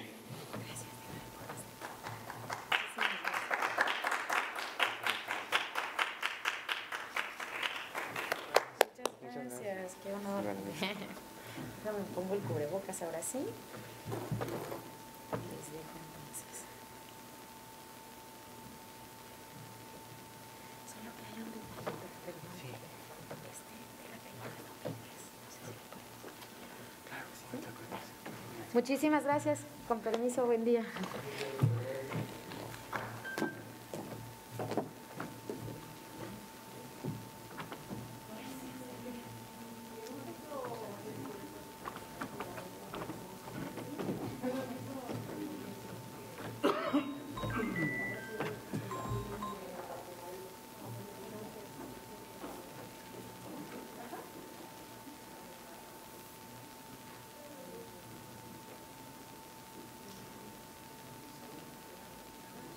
Actividades de esta semana por la campaña por los derechos arcoíris, #sé tú misma, organizado por la diputada Salma Luébano. Bienvenidos, bienvenidas y bienvenides al foro Avances y Desafíos de la Comunidad Trans en México y Estados Unidos. A continuación presento a nuestras dos ponentes. Diana Feliz Oliva ha trabajado en los campos del servicio social y salud pública durante más de 25 años. Su trabajo comenzó en 1994 en el condado de Fresno, Departamento de Servicios Sociales, hasta su posición como enlace comunitario de VIH en Gilead Science en 2017, convirtiéndola en la primera persona abiertamente transgénero contratada por la compañía en sus 30 años de historia. Debido a su experiencia en temas de la población transgénero y VIH, fue promovida a gerente senior en asuntos públicos en 2019, ayudando a desarrollar el Fondo de Impacto Comunitario Transcend, iniciativa de financiamiento número 1 de las organizaciones lideradas por personas trans en los Estados Unidos, y una estrategia de compromiso de la comunidad transgénero nacional por cualquier compañía biofarmacéutica en la historia. En marzo de 2021, se convirtió en directora asociada en compromiso de la comunidad y defensa de asuntos públicos y lanzó la primera estrategia global de compromiso con la comunidad transgénero en América Latina. Recientemente, Diana fue nombrada directora asociada de asuntos públicos para México y América Latina, donde se encargará de todas las estrategias de compromiso con la comunidad y las iniciativas en defensa de los pacientes para todas las áreas terapéuticas, y se trasladará a la Ciudad de México en las próximas semanas. Egresada de la Universidad de Columbia con una maestría en trabajo social en 2005, Diana se ha enfocado en promover el desarrollo de las políticas públicas que aborden los problemas sociales y de salud a nivel comunitario, convirtiendo sus retos y barreras personales en la base misma de su activismo. Diana se ha convertido en una eficaz defensora social y en modelo a seguir. Su trabajo se demuestra dando voz y visibilidad no solo a personas de la comunidad transgénero, sino también a las múltiples comunidades que se superponen a las que su vida ha tocado. Damos la bienvenida y un fuerte aplauso, por favor.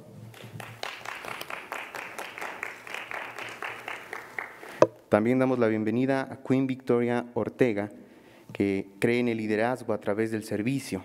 Como consultora, proporciona estrategia y desarrollo de capacidades a varias organizaciones.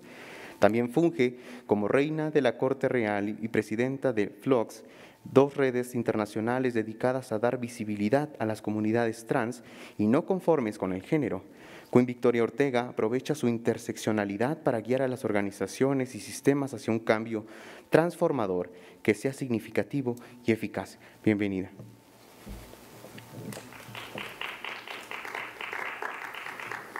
Le cedo el uso de la voz para este foro Avances y Desafíos de la Comunidad Trans en México y Estados Unidos. Gracias por la oportunidad, es un honor y un placer de estar aquí en el país de México. Vengo de San Francisco, California, donde vivo ahorita, pero en algunas semanas, como el compañero dijo, que voy a mudarme a la Ciudad de México para empezar mi nuevo puesto con la empresa de Gilead por los siguientes 3 años para desarrollar estratégicas comunitarias para la comunidad LGBTIQ y más, y también para las personas viviendo con VIH, hepatitis, y en el año que viene para las personas que están sufriendo de cáncer. Y estoy muy contenta porque invité a mi mejor amiga de Los Ángeles, California, la Queen Victoria Ortega, que tiene bastante años de experiencia desarrollando campañas y programas para las personas trans en el área de campo laboral. Ella tiene bastante experiencia. Quería compartir poquitas palabras, pero luego dejar la palabra a la Queen Victoria para expresar y compartir los avances y los desafíos que están importantes aquí en los Estados Unidos. No tenemos tanta información aquí en México, pero ojalá en los meses que vienen podamos hacer otra charla para platicar de los desafíos y avances en el campo laboral para la comunidad trans que enfrenten aquí en México. Pero yo siempre cuando hablo y doy charlas, me encanta hablar del corazón. No tengo ninguna slides o como se dice, pantallas, ¿verdad?, para compartir la información. Siempre hablo del corazón porque yo creo que es bastante importante. Cuando hablas del corazón, puedes cambiar mentes y corazones y educar, y esa educación podemos transferirlo a acción. Y disculpa, estoy poquito nerviosa y el español no es mi primer idioma, si digo algunas palabras mal, por favor, discúlpame al principio, pero estoy tratando de hacer lo mejor posible. Yo soy más de 20 años caí en las calles. Yo era una exputa, vendiendo mi cuerpo para sobrevivir, para ganar suficiente para encontrar un techo, para servirme comida y para comprarme ropa. Y también para empezar mi transición, porque sabemos que como una comunidad trans no es fácil y no es barato para empezar tu transición de hombre a mujer o a hombre a hombre a mujer, ¿verdad? Pero en esos espacios empecé mi paseo de quién era yo en verdaderamente, ¿verdad? Empecé mi camino también de amarme yo misma, porque yo como la terapista Akiko dijo, que no venimos de familias que son LGBT, o nunca tenía una mamá que era trans o un papá que era trans, o hermanos o hermanas, ¿verdad?, que era trans, o no tenía ese apoyo desde niño o de niña, perdón. Y no desarrolló una autoestima saludable y positiva, y por eso caí en los calles. Pero de ese encarcelado, porque me arrestaron bastantes veces de ser puta en las calles. En ese último vez cuando me encarcelaron, empecé a tener pláticas con yo misma, honestamente, quién yo quería ser en el futuro. Y yo quería ser una mujer trans, sin vergüenza, sin ese estigma. Y cuando yo salí, yo me prometí yo misma de nunca regresar para atrás al cárcel. Y yo quería recibir mi educación. Después de 2 años de ser fuera del cárcel, recibí mi diploma de trabajo social y luego el siguiente año recibí mi maestría en trabajo social en una de las universidades más grandes de los Estados Unidos, que se llama Columbia.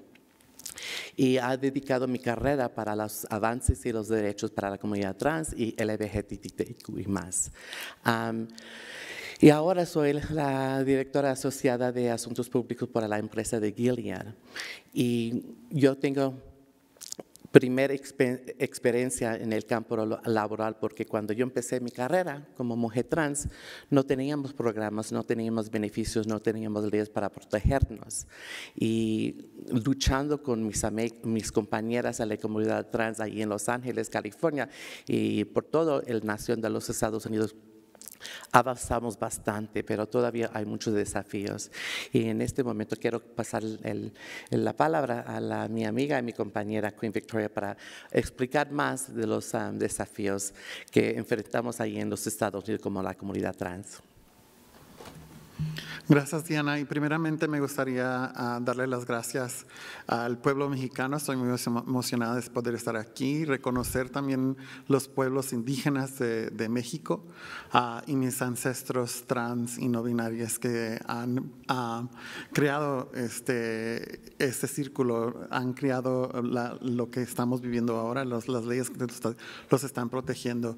Y quiero decir que como pocha americana, pues obviamente mi primer lenguaje es inglés, o también si la riego, como decimos, ahí me perdonan, pero también como Diana me gusta hablar al chile y directamente, como dicen, y realmente saber que no vengo de los Estados Unidos para decir cómo se hacen las cosas, sino para compartir, para crear una relación de concordia entre nuestras comunidades. Aparte de todo lo que se había dicho y todos los títulos, tengo el placer también de ser la presidenta internacional de un grupo que se llama Flux, y tenemos un capítulo aquí que se llama Flux Ciudad de México.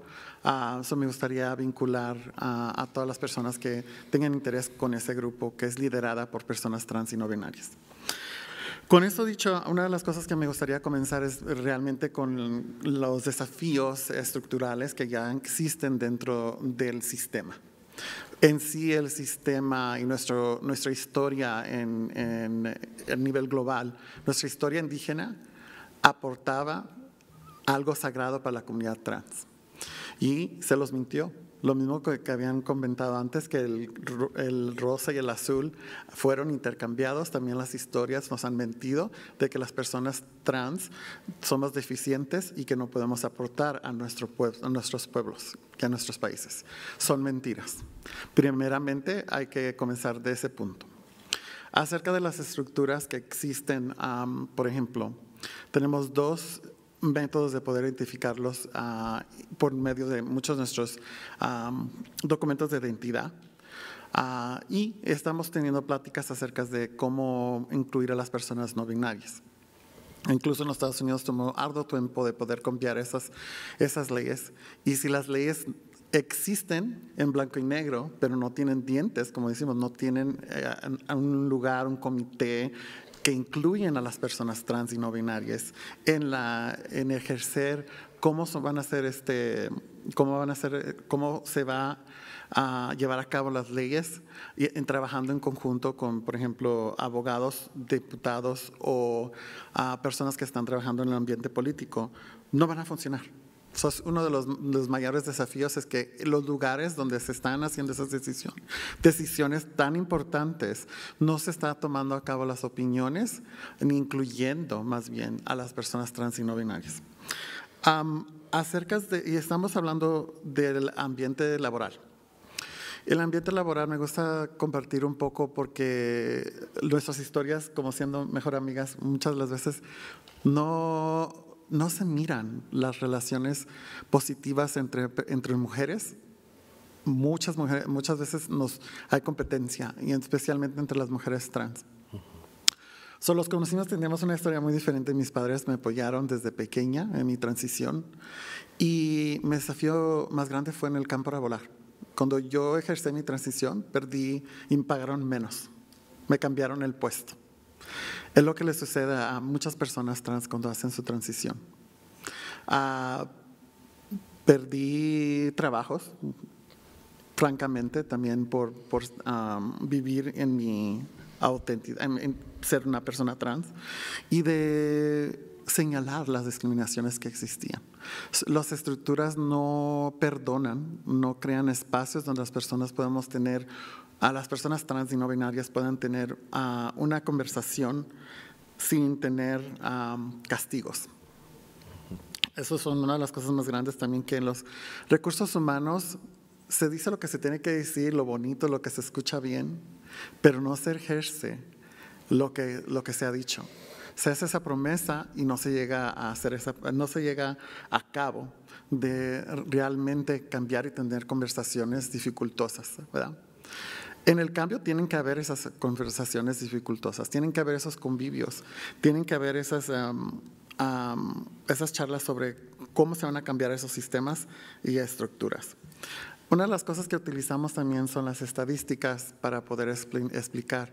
Desafortunadamente, no hay muchas que se puedan encontrar, por ejemplo, en México acerca del campo laboral, porque si miramos, por ejemplo, en la representación al nivel político, la representación en el campo laboral, en la representación en el campo laboral de líderes, de personas que son presidentes de compañías, que están liderando compañías, no hay campos donde hay representación trans y no binaria a los más altos niveles. 44% de las personas trans han reportado en los Estados Unidos ser discriminadas en el campo laboral. Más allá, 96% reportan ser víctimas de violencia verbal o física. Incluso ya había compartido también que en los Estados Unidos tenemos 2 muertes por cada estado en los Estados Unidos por medio de personas trans o no binarias que no son reconocidas ni por el gobierno. Aquí en México sigue siendo el país número 2 de femicidios de las personas trans, y eso tenemos que cambiar. Y pensamos, ¿qué tiene que ver eso con el campo laboral? Muchísimo. Si miramos el transcurso de la vida humana, tenemos representación en los campos laborales y eso no está existiendo para las personas trans y no binarias para poder sobrevivir. El por medio de dinero que se pierde, por ejemplo, en Estados Unidos por las personas trans y no binarias que no tienen acceso a poder tener un trabajo que les paga bien para poder sobrevivir, es $100,000 en el tiempo de una carrera. Y yo pienso que eso no está reportado al nivel que debe estar reportado, porque realmente, como había dicho la esposa de Bill Gates, medimos lo que nos importa. Y realmente creo que en la estructura y en los sistemas no se les aporta ese valor humano. ese valor humano en ser parte de los recursos humanos que son parte del campo laboral. Una de las cosas que me ha sucedido a mí también como profesional son las microagresiones. Son parte de la estructura que se les hace fácil preguntarme, por ejemplo, oh, Queen Victoria, ¿ya tuviste tu cirugía? ¿Ya estás completa? Incluso trabajando en una clínica me sucedió con el director médico y pues siendo mi mamá de Chihuahua, soy un poco mal hablada, no voy a decir lo que dije, pero yo también hice una pregunta muy intrusa y en ese aspecto se quedó bien con la cara roja. Dije, ¿eso es lo que está sintiendo usted, esa incomodidad? Que yo le pregunté una pregunta que no tiene que ver nada con mi trabajo, ni con su trabajo. Eso es lo que yo siento cada vez que las personas piensan que tienen el derecho, especialmente en el campo laboral. Yo no simplemente estoy trabajando. Y si tuviera yo un peso por cada vez que me ha sucedido, ya me fuera comprado, yo creo, 3 casas en Polanco. Con eso dicho, quería también compartir, porque yo y Diana tuvimos la oportunidad de crear una de las primeras clínicas, pero no fue fácil profesionalmente. Y no sé si es algo que, pues, si te sientes confortable en poder compartir los desafíos en poder, cuando la trajeron, yo apliqué para su posición y no me la dieron. Y la primera conversación que tuvieron contigo, ¿qué fue? Que vas a tener un problema con una de sus empleadas porque ella aplicó para la posición tuya. Ya empezando con las barreras, ¿verdad? Los obstáculos o los desafíos entre la comunidad trans. Y era una mujer cisgénero heterosexual. Ya empezando con ese paso. Pero yo, como una persona muy alegre y contenta, agradable también, cuando la conocí por la primera vez, nomás la primera conversación, yo sentía que íbamos a ser amigas por largo plazo, que iba a ser mi hermana, no solamente en el trabajo, y nunca miré ella como mi empleada, pero como mi mano derecha, ¿verdad? Que siempre que iba a tener mi espalda, y más que íbamos a dos crear un programa tan poderosa para la comunidad trans, para subir la voz de las necesidades o las comunidades marginalizadas, específicamente las translatinas en Los Ángeles, que eran inmigrantes, ¿verdad? Y yo creo que logramos bastante en esa clínica, en ese programa, pero siempre con la lucha con los ejecutivos de la organización no lucrativa. No hay tantas herramientas o recursos para la comunidad trans cuando tienes un puesto, cuando ya eres una empleada. No te dan ese talento, no te dan ese herramienta o ese entrenamiento para seguir en tu carrera o para sostener, porque a veces muchas de las chicas o personas trans o no binarias, cuando enfrentamos una microagresión por la primera vez, salimos de la puerta. No, esto no es para mí.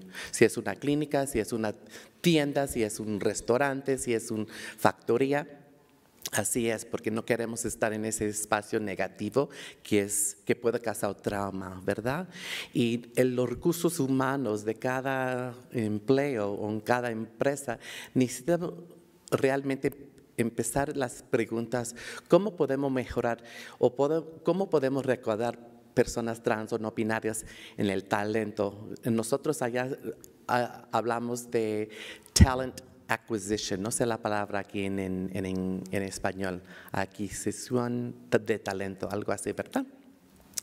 Y si no están presentando en las ferias de salud o de trabajo en las comunidades trans o no binarias, entonces, ¿cómo realmente vas a buscar o recaudar personas trans o no binarias que son calificados, que son educados, o a veces que no, pero tienen esa experiencia de vivir que puede usar en su empresa, ¿verdad? Eso empieza con los recursos humanos, empieza con los ejecutivos que están manejando las organizaciones, y luego también necesitamos promocionar estas personas, no solamente en posiciones de entradas, y muchas veces aquí en los Estados Unidos, y yo pienso en México, si trabajas en una clínica de salud, específicamente de VIH, la persona trans es la persona que toma el examen de la persona, pero no es directora de asuntos públicos o de community outreach, ¿verdad? O no es médico. ¿Por qué no estamos buscando personas trans que son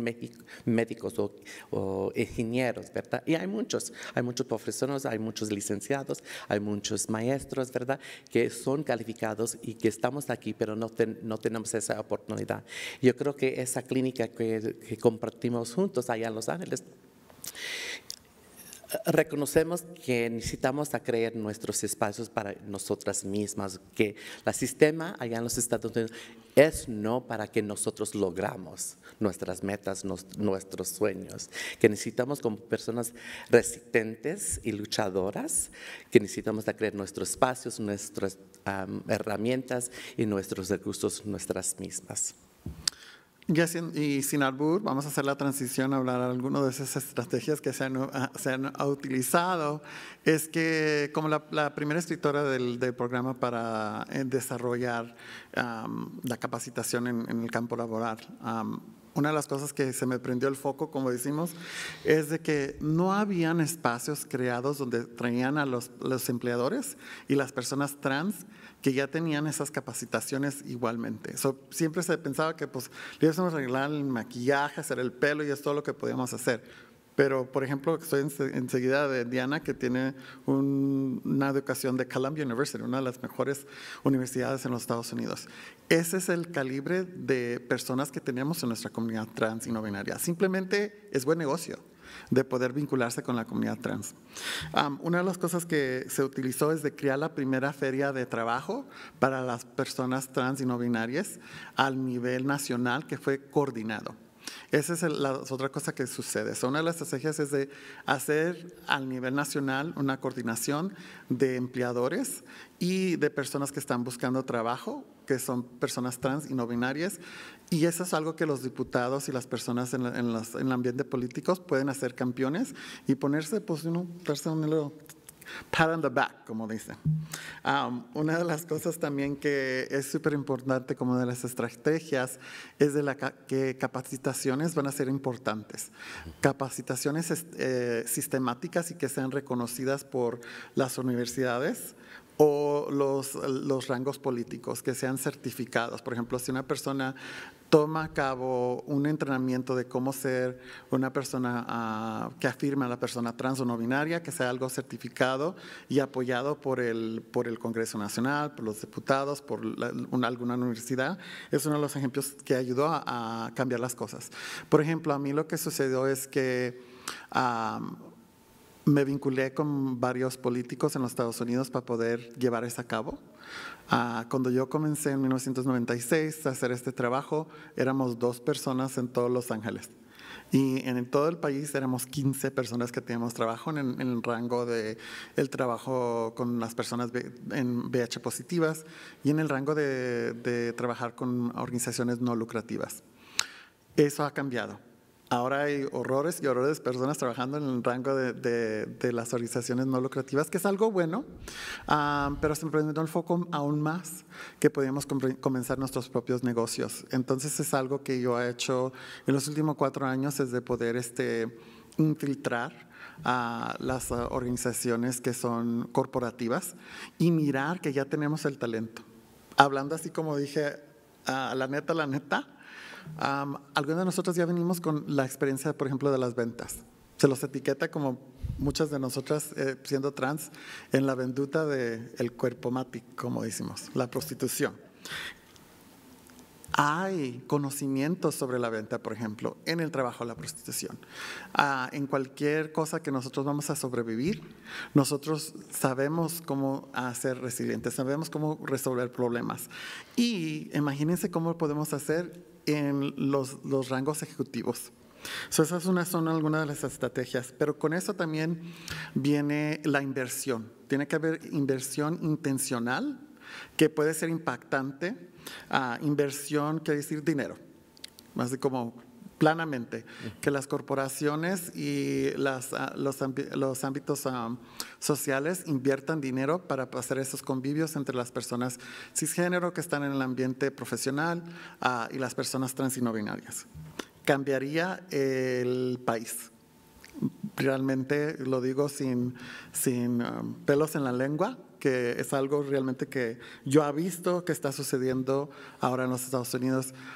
Todavía hay mucho trabajo que hacer, no voy a decir que los Estados Unidos lo tiene bien, porque hay muchas cosas también culturalmente que México ya está haciendo, que está liderando, que las conversaciones que están lideradas, por ejemplo, en los Estados Unidos no tenemos una Selma. No tenemos a alguien como la diputada que ahora los invitó. Ya México está haciendo ese trabajo y es de seguir adelante con esas estrategias y de vincularse con la comunidad.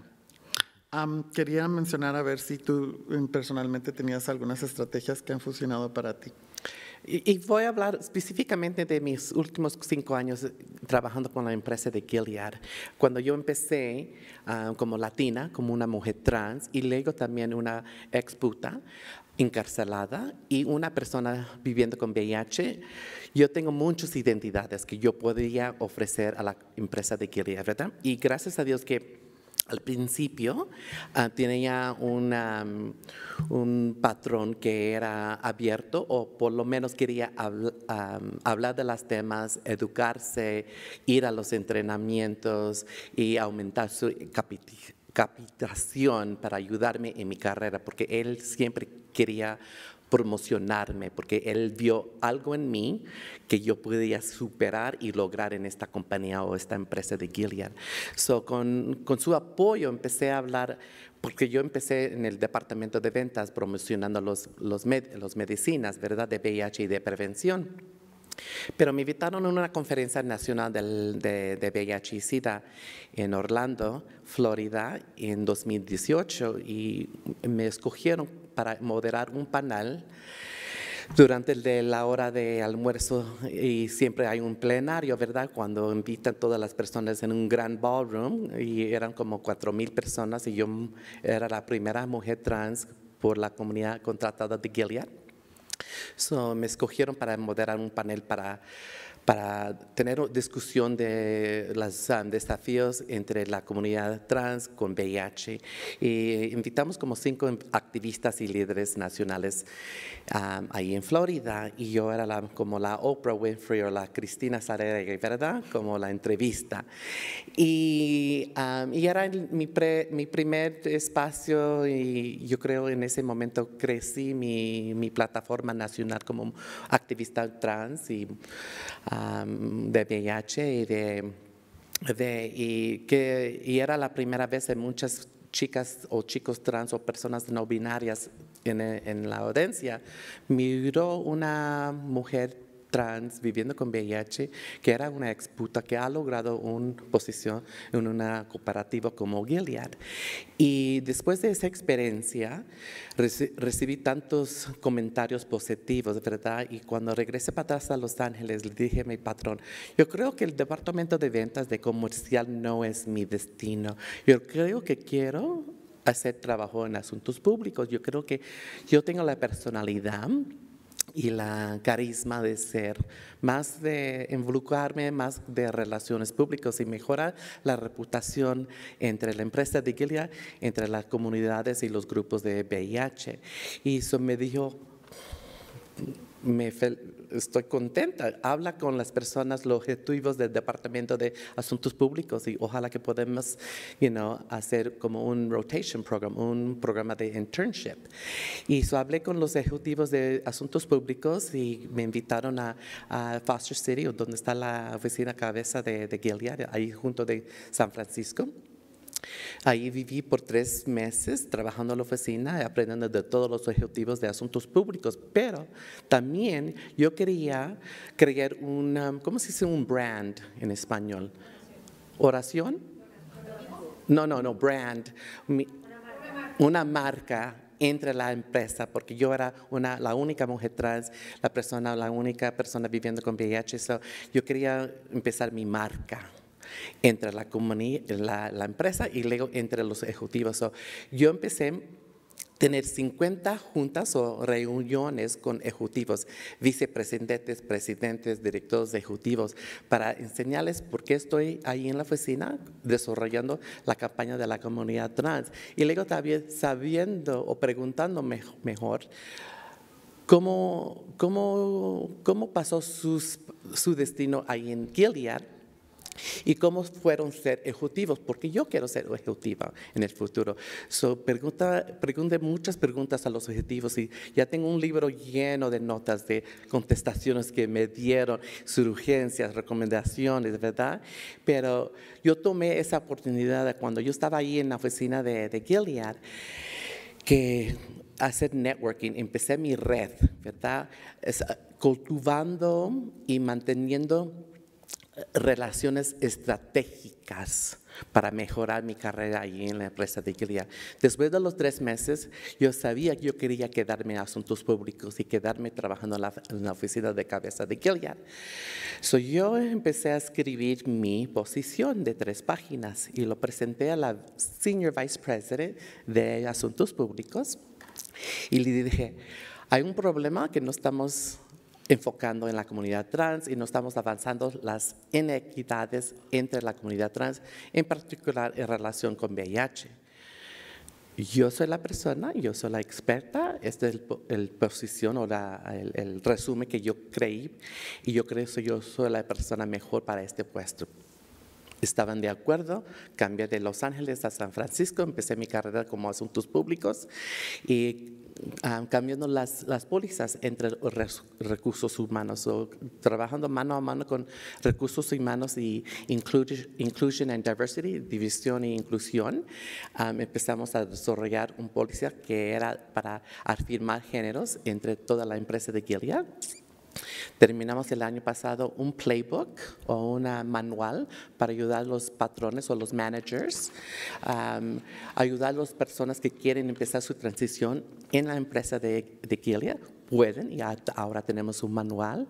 Y luego siempre cada día importante en la comunidad trans, como día de visibilidad, día de remembranza, la semana de salud de trans, siempre hay eventos virtuales o en personas que siempre estamos elevando el perfil y el narrativo para la comunidad trans, porque necesitamos educar. Como me encantó el comentario de Akiko anteriormente, que como personas que no son trans necesitamos educarnos y escucharnos, pero faltó algo y graciosamente, con respeto, Akiko, la última palabra que faltó era que no solamente educación y escuchar, pero necesitamos con ese aprendizaje, ese knowledge, esa sabiduría, necesitamos ponerlo en acción. ¿Y qué es acción? Como ella dijo, en inversión internacional, donativo, pólizas, manuales, capacitaciones, entrenamientos, eventos, porque siempre necesitamos elevar el perfil y el narrativo para la comunidad trans, porque somos calificadas o calificadas, ¿verdad? Somos educados. Tenemos tanto talento que las compañías necesitan abrir sus ojos y sus mentes y sus corazones y sus carteras y sus recursos. Sí. Para ayudarnos. No estamos pidiendo limosna. No estamos un handout. No estamos ofreciendo cosas. Queremos que creen espacios. Nosotros podemos hacerlos nosotros mismos. Nomás necesitamos la oportunidad. Nosotros vamos a encargar de lo resto. Yo por eso yo digo, yo no trabajo en mi vida, pero gracias a Dios pues vivo de mi propósito y lo que yo me ha comprometido también como las personas y las personas que han tomado oficina aquí en la República de México tienen un deber al pueblo. Cuando yo compro una soda, cuando compro un carro, no me preguntan si soy trans o no binaria, pero soy persona, por ejemplo, las personas que viven aquí en México tienen derecho. Son personas que son parte del pueblo mexicano.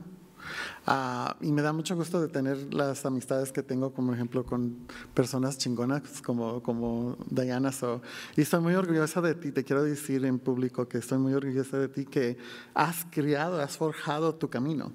Y creo que ese es el punto, de que vamos a forjar un futuro mejor para el pueblo mexicano, para los Estados Unidos. Tenemos esa historia de revolucionarios entre nuestros países. Y el punto que quiero hacer es que eso no pasa ¿cómo se dice? En a vacuum, algo solo, sino que pasa si nos unimos en poder tener esas conversaciones que a veces van a ser dificultosas porque los va a caer el saco. Los va a caer el zapato y a veces nos tenemos que poner con vergüenza, se los va a poner la cara roja porque todos vamos a aprender de ambos lados. Y no estoy aquí también para darme baños de pureza. Yo también como persona trans y no binaria voy a tener que aprender a cómo se navega el sistema, pero de que se puede, se puede. Creo que una de las cosas que tenemos que tomar en cuenta es como hacer un mole bueno. Es una chinga, realmente. Pero poder probar lo que es parte de nuestra cultura, lo que hemos creado juntos, lo que hemos creado por arduo trabajo, es lo que va a valer la pena y es lo que va a llevar hacia el futuro a ambos, el pueblo mexicano, al pueblo estadounidense y al nivel global. Diciendo eso, les quiero agregar un desafío a todas las personas que están aquí, a todas las personas que están viendo este discurso, es de que toma acción. Les voy a decir que tomen acción, involúcrense con la comunidad, pónganse en un lugar donde puedan conocer a una persona trans y no binaria al nivel personal, conectarse al nivel humano. Porque lo que comenzamos a ver es que tenemos tantos títulos y tantas cosas que se los etiquetan, que al final del tiempo somos humanos y queremos ambas las mismas cosas. Entonces, si pueden ser mentores a alguna persona que quiera estar en el mismo rango de profesional que están ustedes, sería una cosa buena. Si pueden ustedes abogar porque le den un trabajo de planta a una persona trans o no binaria, y últimamente de incluir a las personas trans y no binarias en la producción o el desarrollo de pólizas que tienen que ver con nosotros mismos. Esos son mis desafíos que les dejo ahora para que tengan su tarea. Gracias. Sí, gracias. Yo creo que hemos llegado a tiempo porque era de 1 a 2, ¿verdad? ¿Tienen algunas preguntas? ¿No? Y para mí nomás tenía un comentario al fin.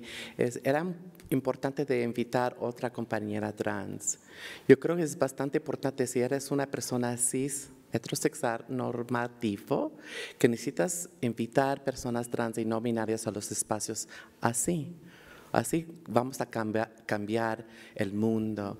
Gracias a Dios que yo cuando Salma y Adalis me invitó a esta charla, yo pensaba, ¿cuál chica o chico o persona no binaria podría invitar para abrir las puertas también? Para ella empezar su carrera aquí en México, para ella empezar sus redes sociales, para ella empezar a cultivar y mantener sus relaciones estratégicas. Porque no solo soy yo soy la única que puede hacer las cosas, pero yo siempre estoy pendiente que quién pues de mi tribu, de mi comunidad, de mi hermanidad, puedo traer conmigo en el camino. Y es bastante importante que necesitemos hacer más espacios y más paseos así.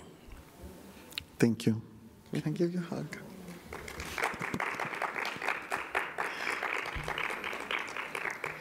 ¿No hay preguntas? ¿No? Awesome. Hola, me gustaría primero, antes de entregarles su reconocimiento, a nombre de la diputada Salma Luevano Luna y de el comité organizador, quisiera agradecerles. La verdad es que pues son un ejemplo de vida, Diana. Desde que te conocí dije, es una chingona. La verdad es que en este mundo donde la diversidad, la comunidad trans en lo específico, yo también mi vivencia de hombre trans, sé lo difícil que es, ¿no? Y sé cómo tenemos que estar siempre pues rompiendo todos esos esquemas, ¿no? Luchando, pero también agradezco mucho que acepten nuestras invitaciones, porque eso nos habla de tu gran capacidad de ser humano y sobre todo de amar y de este compromiso que tienes con la comunidad. Y eso la verdad te lo admiro mucho y te lo agradezco. Para nosotros el rumbo, sobre todo en el trabajo legislativo que hemos seguido con la diputada Salma Luevano Luna, ella siempre nos ha pedido mucho eso, ¿no? O sea, crecer nuestros contactos con gente que se comprometa de corazón. Y gracias a la vida te encontramos, gracias a Gilead en ese camino, y pues muchísimas gracias a ambas por estar en esta campaña de los derechos arcoíris, #SéTuMisme.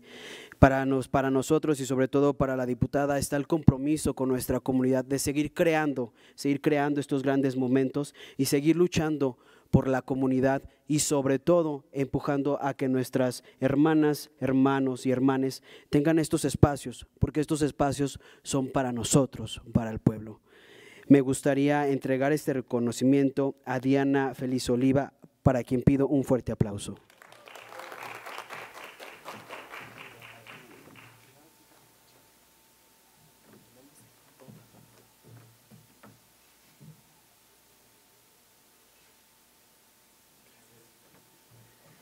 Y también me gustaría entregar un reconocimiento a Kim Victoria Ortega, para que también pido un fuerte aplauso.